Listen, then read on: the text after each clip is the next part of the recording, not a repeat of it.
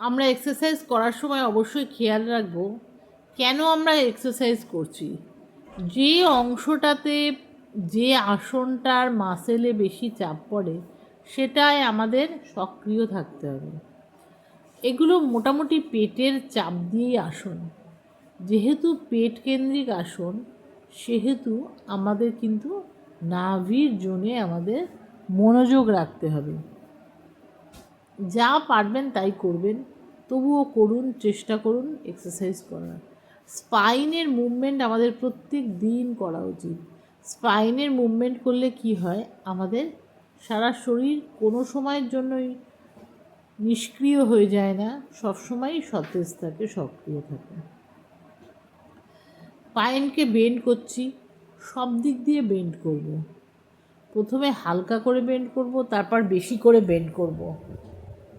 Bend করার সময় আমাদের খেয়াল রাখতে হবে ধীরে ধীরে করতে হবে, চাপ দেওয়া যাবে না।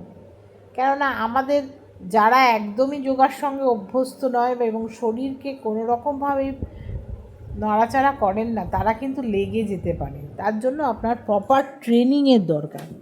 আপনি যদি প্রথমেই কঠিন আসন করতে চান, কখনোই আপনি পারবেন না, উল্টে আপনার ক্ষতি হবে।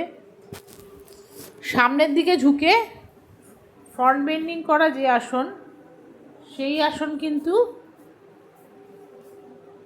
যত ফ্রন্ট বেন্ডিং আসন করবেন সামনে আপনার ব্লাড সার্কুলেশন বেশি হবে, নার্ভ সক্রিয় থাকবে, মাথায় রক্ত নামবে।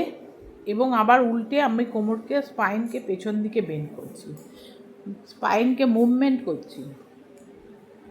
মেন কিন্তু স্পাইনের মুভমেন্ট, যত স্পাইন মুভমেন্ট করবেন তত সক্রিয় থাকবেন।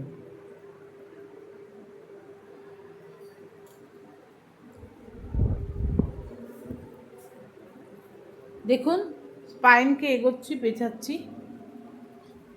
চেষ্টা করছি ভালো করে করার। যারা খুবই অসুস্থ তারাও কিন্তু এগুলো করতে পারবেন।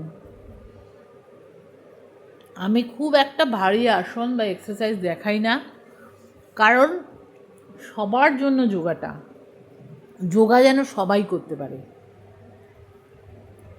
যোগার মাধ্যমে আমরা যে আনন্দ লাভ করি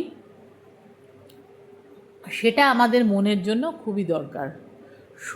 যোগা তো শুধু শারীরিক এক্সারসাইজ নয়, মানসিক উৎফুল্লতা, এনার্জি আনে যোগা। হাত স্ট্রেট করে রাখলে কি হয়, বডি টান হয়, স্পাইন লম্বা হয়।